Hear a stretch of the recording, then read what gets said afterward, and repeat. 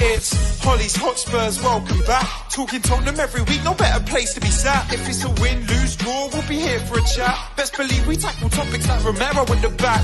Young Min Son, what can go wrong when he's on form? It's a dream come true, so... Hello and welcome to another episode of Hollie Hotspurs Live, where I wish, like the song said, everybody was in form, but they weren't so much in form in this game against Wolves. But with me tonight to dissect everything that went on and potentially everything that kind of went wrong, I am joined at the moment by two fabulous guests. So first of all, Harry, it's great to have you on the show again. How are you, my friend? Yeah, it's great to come on. Thank you very much for having me, Hollie. Sadly, you are discussing obviously something not very positive, a loss, but looking forward to getting into it. A bit faster than hopefully we reacted to going behind. So yeah, looking forward to getting into it. Yeah, fingers crossed, that would be nice. But I'm also joined by David as well. David, it's amazing to have you back on the show again. How are you? I'm very well, thank you. I think the first time I made my debut was just at the start of your big media career. You've just been on Match of the Day, and the celebrity that you now are, it's just a wonderful thing to see. So thanks for having me back on. No, thank you. I'll take that as a compliment, but honestly, I'm just like everybody else, just a Spurs fan. And like this week, we've had to watch it's not some great game to be honest. But David, it's amazing to have you on. We'll also be joined by Josh. Josh is currently on his way, so he will be here shortly. But let's dive into it. Harry, I'm going to come to you first. So it stands out that Wolves have now done the double on us this season. What's your initial takeaways from that game? Good question. Very frustrated, obviously, initially at the time. You go, we should be losing this kind of game. I think Gary O'Neill and Wolves got it spot on, like they did at Molineux.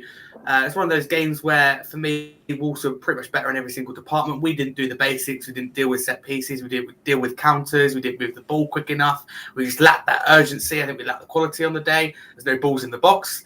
When there's no one on the end of it. So it was, total mess. I think we should have taken shots on. And, I honestly think we could be sitting here now, still playing. And I don't think we would have put the ball in the back of the net. And that is slightly worrying. And you've got someone like Craig Dawson. I'm like, he's only there, experience, agility, in the air. He hasn't got the pace. So why are we not putting the ball in behind? We've got fast wingers like Johnson and Werner. So a bit baffled. But, we go again. I think overall the bigger picture is important with Arteta and Klopp respectively finishing 8th in their first season. Guardiola doing a bit better in 3rd. So I think people were overreacting. I spoke to too many people that.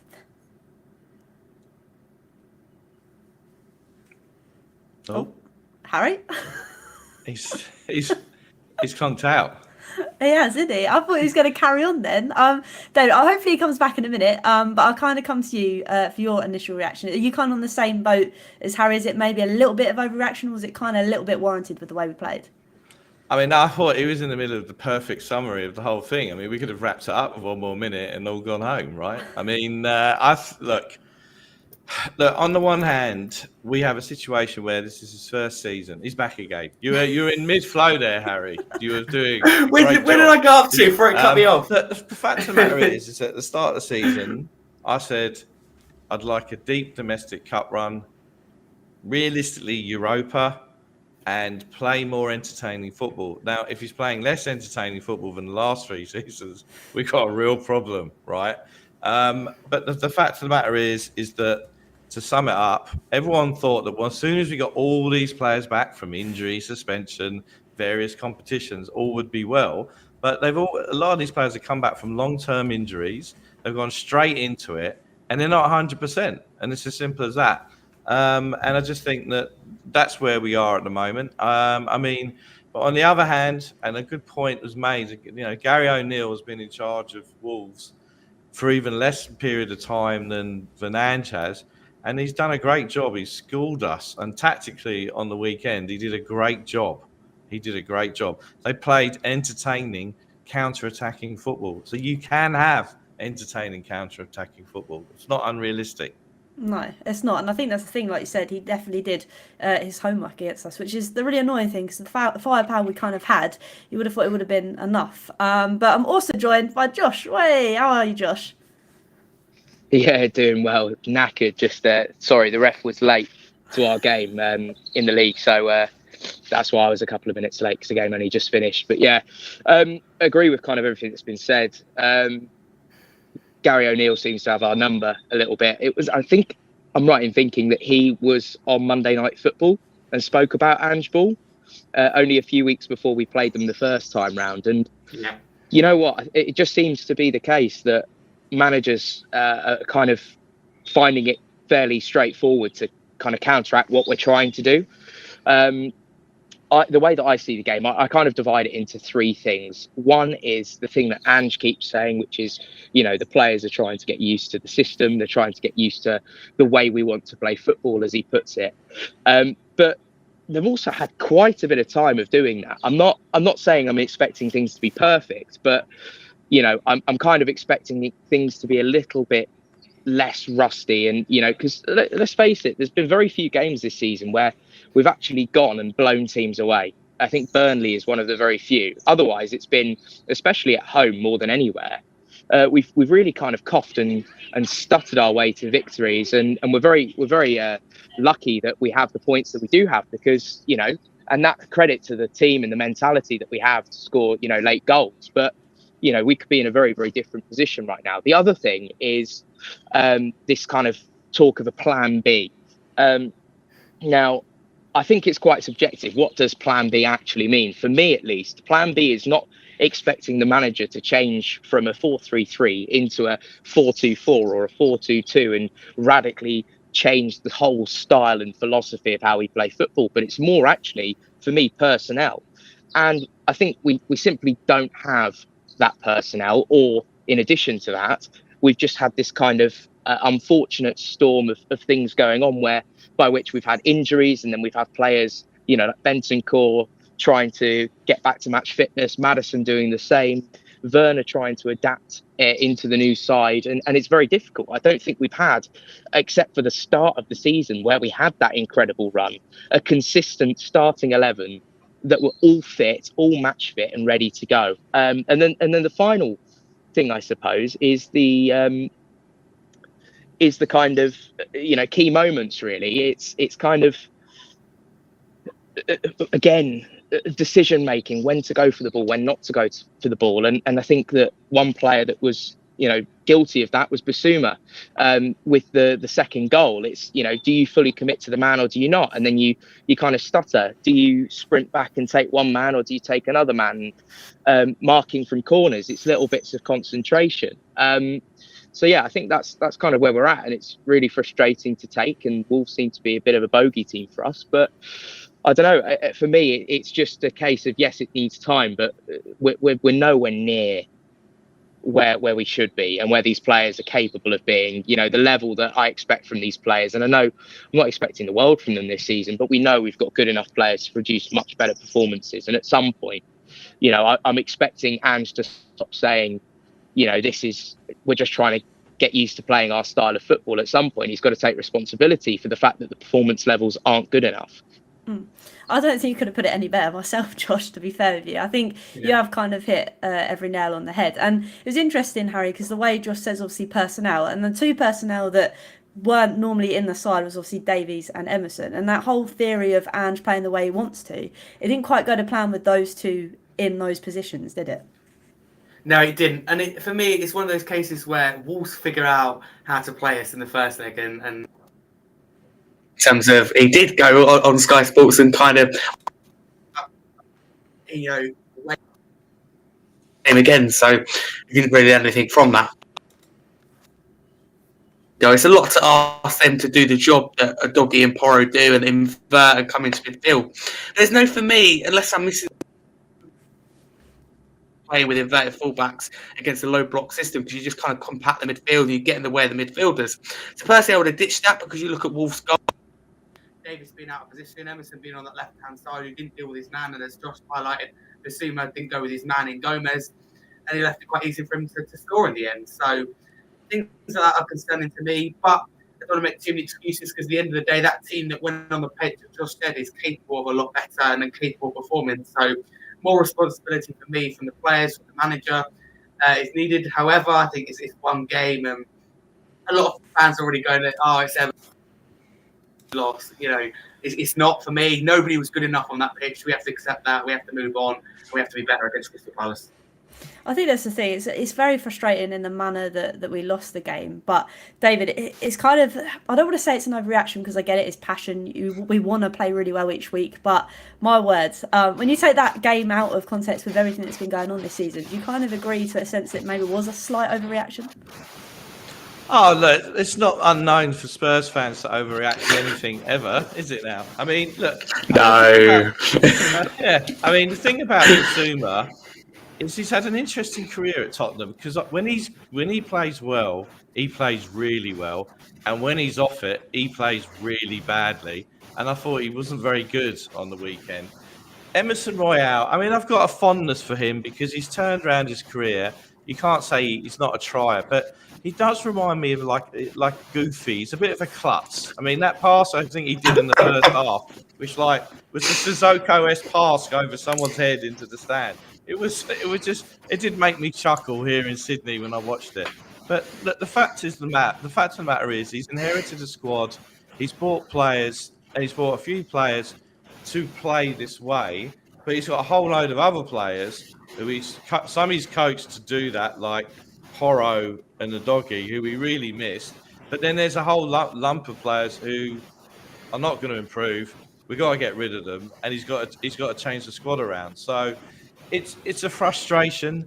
Look, none of us here are saying Ange's got to go or anything like that, because I do not want to start a 6th season running with a new manager, with a new structure and a new start. Spare me.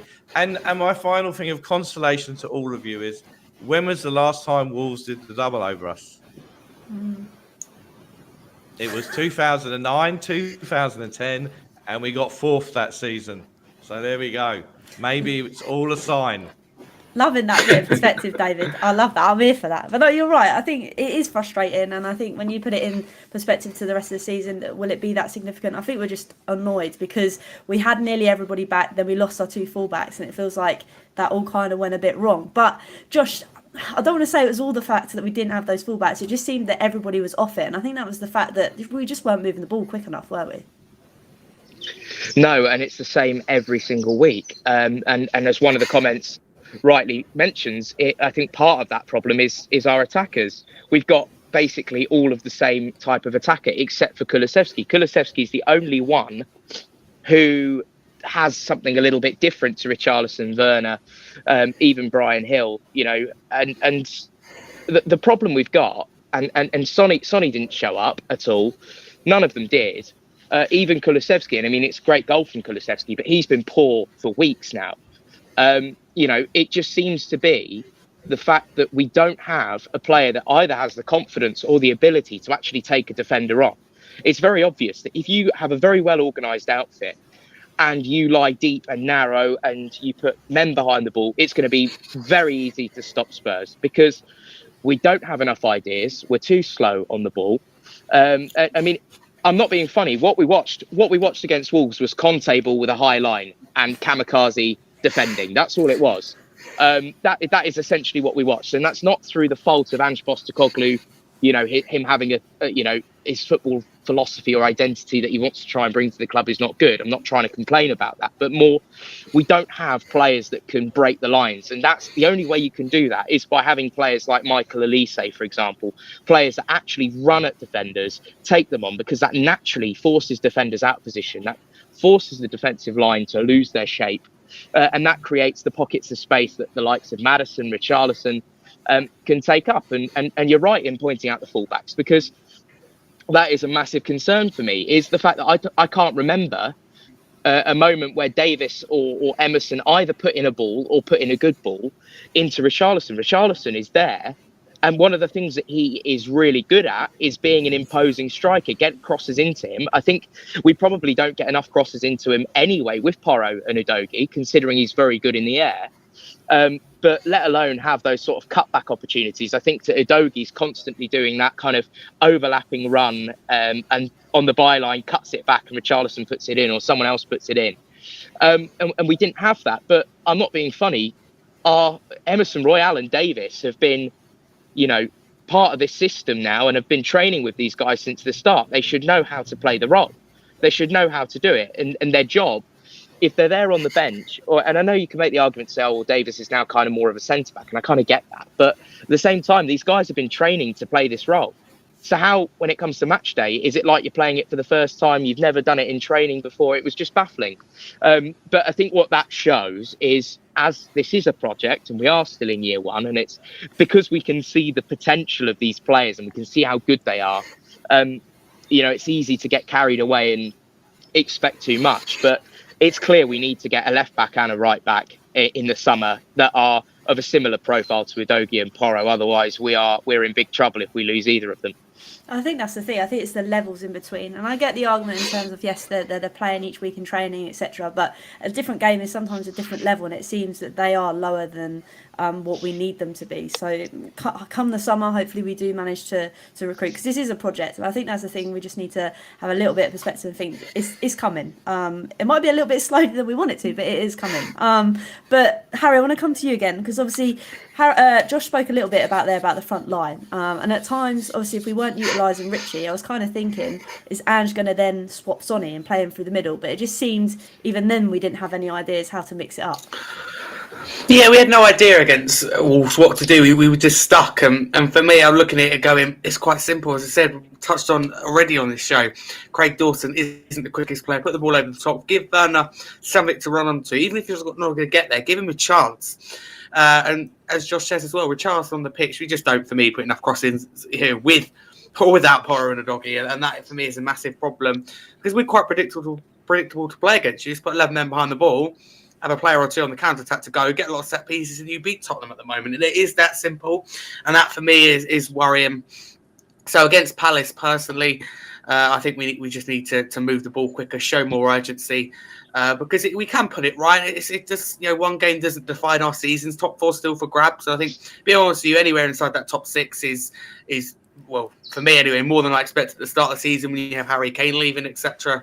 But yeah, the attack at the moment, a lot of people go, Johnson and Werner don't offer anything. They haven't really, for me, been given the opportunity to utilise their pace. People say you signed Johnson because of his pace, when we don't play like that. Against Brighton, we score from a counter-attack, but very rarely do we do that. And for me, we're not starting games quickly, we're not ending games quickly, and we're not creating. We're having like 71% of the ball, with 3 less shots on target against Wolves. And so it's for me, it's quite concerning, more the performance than the result. But Palace is a chance to bounce back. Obviously, they have a new manager. They'll be wanting to start well. First game, isn't it, against us, of course. But yeah, so attack hasn't been great, but for me, everywhere starts from that midfield, where there's been chopping and changing because of injuries, because of fitness. So part of me thinks that, we've got a hard run at the end of the season, but we get players fully fit, understand the system, we move the ball quicker. All of a sudden, things hopefully will be okay. Wish it was that easy, though. I know, right? And I think you're right. I think it's just throughout the whole park, we just weren't moving the ball quick enough. And I think that's something we definitely need to improve on. But David, I will come to you, because obviously I'm going to discuss the goal, because I don't know about you, it was driving me nuts. The fact that we seem to be more concerned about protecting Vicario in recent weeks after what's happened with him, rather than actually marking the man that was going to win the header. Well, maybe it was a great tactic from Gary O'Neill again, because what he did, the reverse crowding round the keeper, kept one back, headed it in from the edge of the box. I watched it again last night, and I thought, that's a bit clever from old Gary there, because the whole chat was about, stick Craig Dawson on him and happy days, but he did the reverse on that. He duped us. He did very well. I mean, the marking was appalling. It was almost like Clement Longley was back in the team. So, it was a shocking goal to give away. It was, and I think that's the thing as well, because it was the communication as well, David, staying with you. The fact that I think that was when Richie put the ball out, and it was almost like he didn't need to, but no one told him, it felt like. Well, yeah, I mean, look, I think Richie, I know, just widen the topic on him in a minute. I think sometimes in games like that, we need someone like Teddy Sheringham up top, who's better at linking the play. Because I just think with Richie, Ange Ball, I don't think is about pinging a truckload of crosses into the box, to be honest with you. I mean, we know that if Richie gets a chance and it's a snapshot or a header, instinctively, that's where he's best at. If he has a time to think about something, I don't think it really works. And I think that manifested itself in him giving away the corner as well. It did, and I think that's the most annoying thing. It was another mistake that we seem to be doing that we could have avoided in that kind of sense, which kind of led onto the goal. But Josh, I mean, the first half there wasn't really a lot going on apart from obviously the Wolves goal. But like we've kind of touched on, Decky managed to get the equaliser. I think it was like 30 seconds in, which was crazy in the sense that if you just have a shot, the ball might actually go in the back of the net. Yeah, absolutely. Sorry, by the way, in advance if you can hear a load of squealing behind me. I think there's a dog scrap happening about 20 yards away from me. Yeah, absolutely. And I mean, this is the big problem. For all the possession, why are we not having shots? And the amount of times you want to tear your hair out at the fact where players take up good positions and they just don't want to have a go. I don't know what it is. They turn back, they pass it backwards and reset again, and the same thing happens. And you just hope that you can have a lapse of concentration in the opposition's defence and you can, punish them. And part of the problem is, I think, the fact that we seem to only be able to play with real intensity for about, for about 5 minutes in each half. There seems to be, I can't really pinpoint when, but it tends to be the first 5-10 minutes of a second half. We seem to be on top of it. Same with the first half. And then maybe again right at the end of the game if we're still in it. But that's the worrying thing, is when we turn it on, we blow teams away. It doesn't matter how you want to set up your defensive line. You play it quick, you play it with intent, you're direct, you run at players, you take people on, then we can score against anyone. And that's what happened with the Kulusevski goal. And the game until that lapse of concentration from our own corner and we get punished. I think one of the things with Ange Ball, though, is it's going to be like basketball. It's going to be what this comes down to is how effective we can be in the transitions when we counter, the transitions when the opposition counters. And, at the moment, we're still trying to get used to that. I mean, we're relying so much on Van der Ven for his pace. I mean, without him, we'd be in huge trouble. But at the same time, we also need to have, utilize the tools that we do have when we counter ourselves. Because what seems to happen is we counter with pace, and then all you need to do is play that extra ball or have a shot. And often, and I don't want to put it all on Kulusevski, but Kulusevski's a great example of where this happens a lot. He gets it, then he slows it all down, turns around, they drop, they get back into position, chance is gone. And you've got to be very, very direct in this system. Because that's the risk that we're playing. We're playing that type of football where it's going to be down one end and up the other. So when we're up that end, we've got to be quicker. But yeah, I think it's going to take time. And I, as I say, I don't think we have the profiles just yet, or players necessarily with confidence. Because I would say Timo Werner, actually, to his credit, when he does take a man on, he looks really dangerous, but he only does it once a game. So, we've definitely got personnel there. One thing I would like to maybe see against Palace is Lo Celso and Maddison both play in the midfield and have one sitting deep and have Lo Celso as an 8 and have Maddison kind of more as a sort of 10 or progressive 8, whatever you want to call it. I feel like having both of them who play progressive passes, who can kind of unpick, the locks and stuff, I think that might help us a little bit more and maybe put a little less pressure on the wingers to come drop in short and play backwards and maybe allow them to pick up pockets of space that at the moment they don't seem to be doing. But that's just me. I was just thinking about that. Maybe it's defensive suicides. I don't know, because perhaps, it's the same thing as before. But I suppose we're running that risk anyway, aren't we, at the back? Why not put Lo Celso in? No, that's an interesting... go on, David. Sorry. I think on the subject Kulu, I actually prefer him playing deeper. Because every time he gets, as you said, Josh, every time he gets that ball on the wing, right, he does that thing, or he gets the ball, does that big step inside of his left, and he does the curling. Sometimes it works well, and sometimes it doesn't. And he's had a very strange Tottenham career, because like when he joined the end of the Conte season, he had better numbers than Saka when we got top 4. Last season, he stunk the place out. He was appalling. And this season, he's either had some really good games, or he's had some absolute shockers, particularly in the last few weeks as well. And I think with him, I think he's better playing deeper and maybe coming off the bench to do that. To maybe like when SARS run out of his lungs that he uses all the time, and maybe use him that way. If you're going to say Lo Celso and Maddison, well, considering that both of them are very injury prone and targeted, if you're going to think about doing that, I maybe would have Maddison and Kulu starting. But then again, I still think you need Sarr because you need his lungs in that midfield. And so, therefore, respectfully, Josh, I'm disagreeing with you. Well, what I would say to counter that is the fact that I think you can have Sarr do that defensive role, because clearly Bentancur is not up to standard at the minute. He's not anywhere near the level he can be, and when he's fit, you can. But I'm not saying to do this all the time. I just think against Palace, you know exactly how they're going to set up. I would just try it, because I think that the team was actually a lot better for having Lo Celso in it when he was fit. But I suppose, again, I do get your point with him coming back from injury, and maybe there is a risk there. But I just don't like what I'm seeing from the current midfield three. I just don't think the balance is there. And it was, I suppose, when everyone's fit and firing. But until that point, I think we do need to try something. And I think Kulusevski in the 8 role is a great idea. I think Kulusevski or Lo Celso, either or, I think would be better than what we're currently seeing. Yeah. I think that's the thing. I think we can all see that midfield is a little bit disjointed, and that's probably what feeds through the rest of the team. So it'll be quite interesting to see whether Ange mixes it up, but who knows with Ange. But Harry, I'm going to come to you, because obviously we've spoken a little bit about the first goal. We had a lot of pressure with our equaliser, and then it just seemed to go to nothing again because we didn't take our chances. I mean, can you run us through, obviously, the goal that Wolves managed to score to seal the game? Yeah, so for me, the second goal, Wolves broke really, really quickly. So it's perfect for them, suck up the pressure, then go.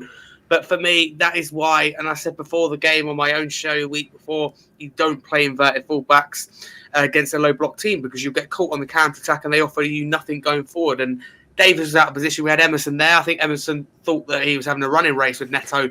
He was never going to win because he's facing that way for a start. So that's for me, he's never going to get there.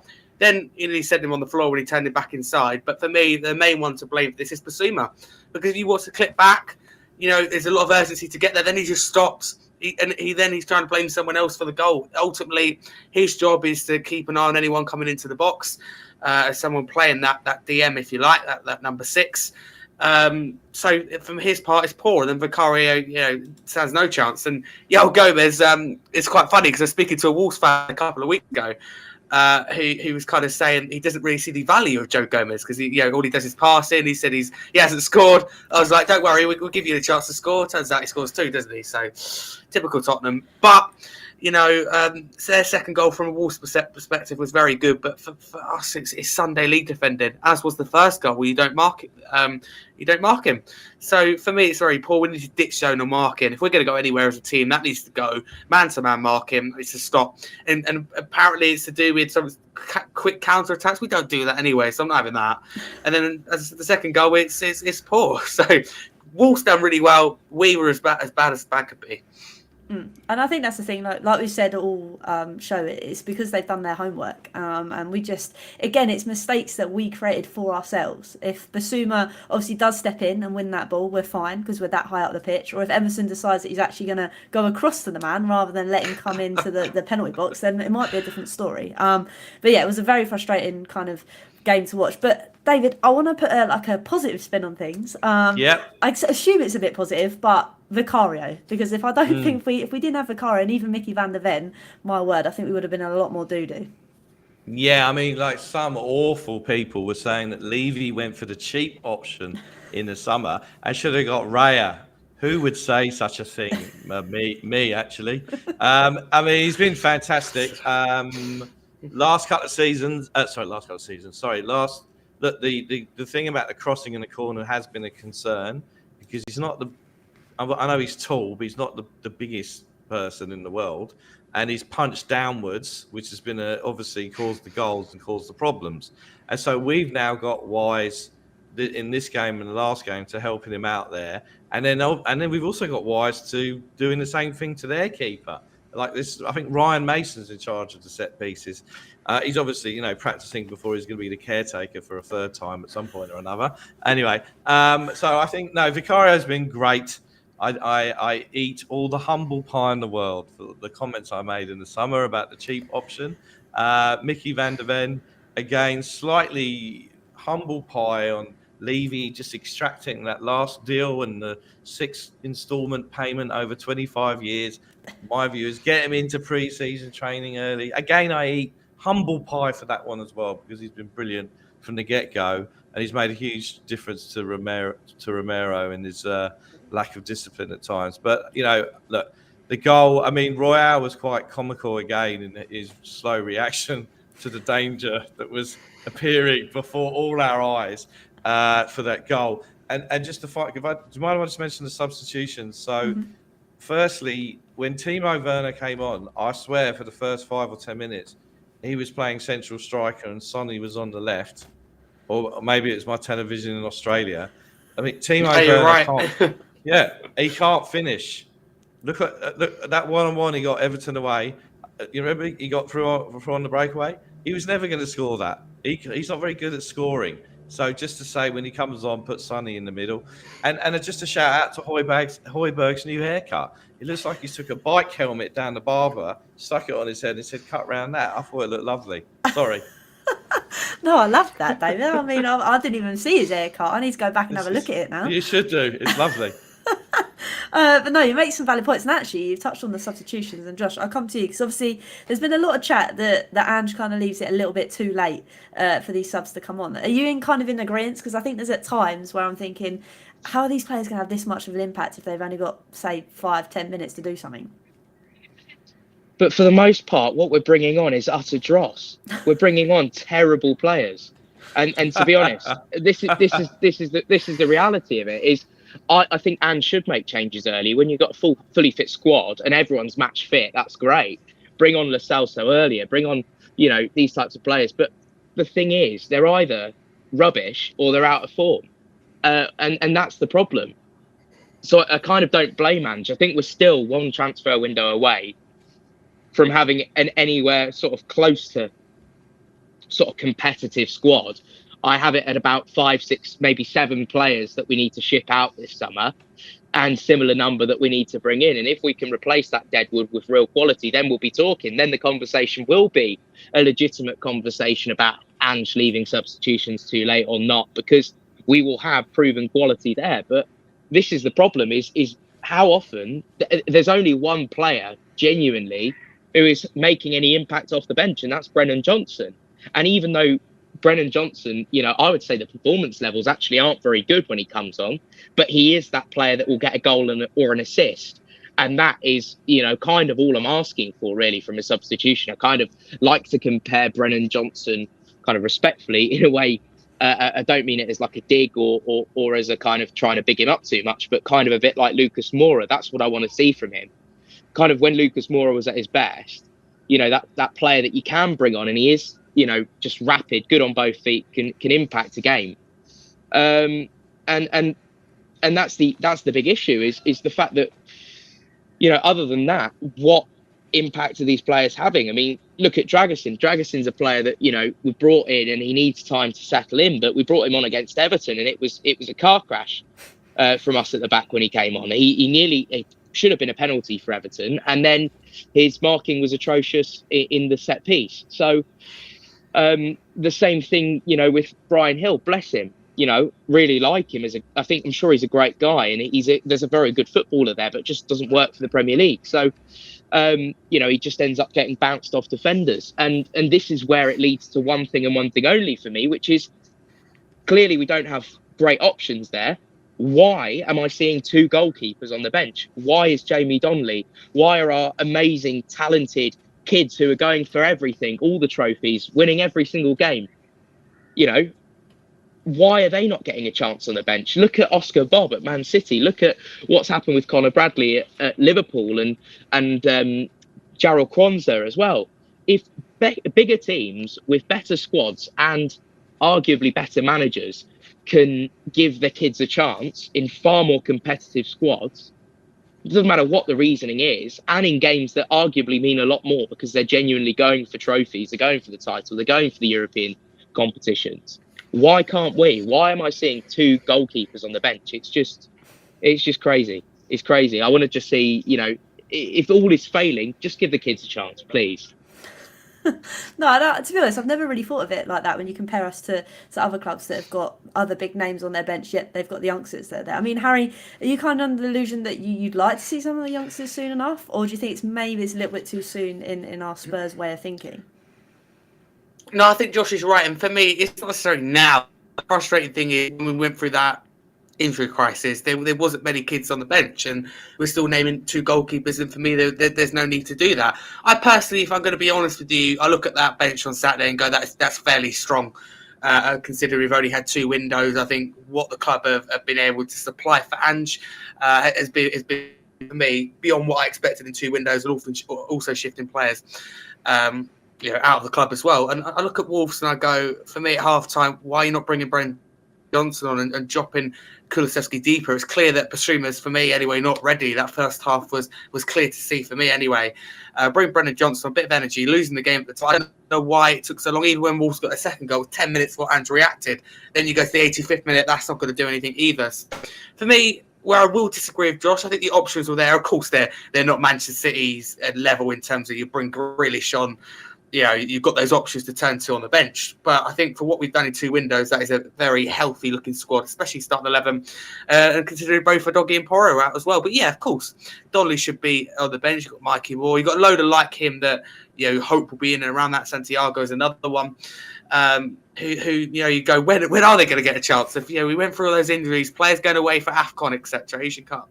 There's one point we had 10 or 11 players out. So part of me thinks, when are they going to have the opportunity? Does that resemble the gap for me, or show the gap between the first team and the youth academy? Yes, I think that's grown in recent years. But the future looks bright in terms of players. They're signing from Lucas Bergervold to long-term contracts for Sarr and the Doggy. So I'm excited going forward, but it would be nice to see them get a chance, as it would be Dragusin, but there's a time and a place for that. No better than an injury crisis. So I do agree with Josh on that. I think there's I think on the subject of youth, I think that I don't think it's such a bad thing for us that we are out of Europe for 1 season, because then the manager's got the time to bed it in, which obviously goes to the criticism of him at the moment. So I'll contradict myself as I always do. And I wasn't that upset that we didn't get in the Conference League, which I think is the egg and spoon race of European football, right? But if we'd had that, then you'd had more game time to put these youngsters in and give them more opportunities to play and more experience. And I do think we have a manager, unlike the previous couple, who you get the feeling is more going to trust and believe in youth. He's not a Conte, he's not a Mourinho. If he thinks they're good enough, he will stick them in the team. And I just think the one thing that I thought was a bit odd in the January transfer window, you remember the January transfer window where Levy strategically masterminded financial fair play, and the 23-year strategies played off all along, was Valise going to Seville. I thought that was a bit odd, to be honest with you, and smacks a little bit of the old Brian Hill, because old Brian, if he's not acclimatising to UK life, you've got to, and UK football, send him on loan to a championship club. Don't keep sending him back to Spain to acclimatise to La Liga and the language. He knows that already. So Valise, he scored that goal against Brighton. You saw a few things around him. He got that awful injury, and he was another option to come off the bench to play up top. So I wouldn't have sent him back. I wouldn't have sent him to Spain. I'd have kept him here. That was odd. Respectfully, with Brian Hill, it's my understanding at least that he has been homesick, wanted to go to Spain, and he wanted to either be sold, but we didn't get an offer in. So that's why the option of sending him to a championship. I completely agree with you, by the way, and on Valise, but that wasn't an option. It was either we sell him permanently, which is what he wanted, or he will just stay at the club. And so it's kind of a bit of a difficult situation where you kind of have a player that doesn't really want to be there, but we also know that clubs in Spain and in Europe just in general don't have the money to be kind of throwing around, especially in that January window. So it was a bit of a difficult one, but I completely agree with what you said with Valise. I thought that was really weird. And him going on loan is why I'm saying I expected to see Donnelly in the squad, because or a Lancashire in the squad. What's the point of sending a striker on and then we've essentially lost an attacker, because Werner's not a striker. No, he is not. I mean, but I think the thing with Hill is that in his first season they sent him back to Spain. So if someone's homesick, sometimes don't get them ringing the parents all the time. You got to acclimatise the UK life and get on with it. And unfortunately, that's what you got to do. And I think that's where the mistake was made with Hill, to be honest with you. And it is a good point you made with Eliz as well, because he's a different type of striker. He's not like your Richarlison that's going to hold the ball up. He's different, and I think that's it was another option that we've kind of lost. But before we kind of all go, I just want to get your thoughts coming up. Obviously, we've got a little bit of a break now before the Palace game, but I want to go around our little circle and just get your thoughts on what you think is going to be holding for this game. So, Harry, I'll come to you first. What do you make of this game against Palace? Yeah, and for me, I'm really looking forward to it, and this is something that I like under this Ange Postecoglou team. We've gone from, for me, under your Nuno's, your Contes and Mourinho's, to going, I'm dreading to play the next game, we're going to get loose, we're going to be laughed at. Whereas this team, I want to get back on the pitch. For me, it's frustrating we played 2 weeks and put it right. No better place to do it at home as well, and kind of repay that back to the fans, if you like. For Wolves. So, yeah, I think it's a good opportunity to put it right. Won't be easy. As I said, Palace will want every single point possible. I don't think it'd be exactly the same when Luton come to us. People go, yeah, of course you've got to must win those games. Absolutely. But they want every point possible, probably part of the bus kind of thing, and utilise counter-attack. I just hope that both as an elite say is still out, because without them there's no excuse not to be beating Crystal Palace. I'm feeling confident at this moment in time. If we want top 4, top 5, you have to be winning these games, because we've still got to go to Villa Park, St James's Park, play West Ham and Chelsea away, so we've got to host Arsenal and City, so we've got some tough games to go. And Anfield as well. So yeah, we've got to make it easy for ourselves. So yeah, it's a must-win game, and I expect to see more urgency, come out the traps quicker, and hopefully this is a game, as Josh says, we don't blow teams away. Last game was Newcastle, where we really blew a team away, and the only other one I can think of is Burnley. So it's time to score goals, create chances, and this is a clean sheet. I hope so. I hope so, man. I've been dreaming of them. They haven't turned into reality yet. But David, obviously, the news about Roy Hodgson and wishing him obviously a speedy recovery, it could mean that Palace could have a new manager bounce. So with that in mind, how do you kind of feel with that, welcoming them to the lane? Yeah, that's the problem, is it? Because it's Glasner's confirmed, is he? So one assumes that he's going to play the old Gagan press and all the rest of it. So they'll be running around very feverishly. Look, I think it's important that we get a good start, because I think it needs to ignite the crowd, because there's lots of chat on Twitter at the moment about tourist fans and the trumpet player and the drummer, and there's not enough atmosphere and this, that, and the other. It's the way it's always been. The crowd feeds off the team and the team feeds off the crowd. And it was like that at the Lane. So we want a nice, bright start, a lot of running around, a lot of pace. I think we should go with Josh's formation. We'll go with GLC and Maddison and see how we go. And then hopefully we'll get a Werner hat-trick to prove me wrong. I mean, the third time I've eaten humble pie this season. He gets a hat-trick. He's a clinical finisher. I love that. That would be great if it turns into reality. Yes. But yeah, fingers crossed. And I'll be shouting at that one, because I'm actually going to this game, and I'm hoping I'm not going to jinx it, because the last game I went to was Chelsea at home, and that did not go very well. But Josh, I want to get your thoughts. Is there anything you want to add? Do you think this is a game that we have to win? Not necessarily we have to win it. You have to be beating the teams that you're better than. There's no excuse, especially when we're at home. Something that kind of concerns me a little bit is I'm looking at the defeats that we've had this season, and 4 of the 6 have been at home. And so we seem to be better away from home than we are at home. I kind of agree with the points made. There could be a new manager bounce. A reminder that we did play against a Glasner side when we played Eintracht Frankfurt in the Champions League. We beat them, I think, was it 4-2 that we beat them at home? In the group stage.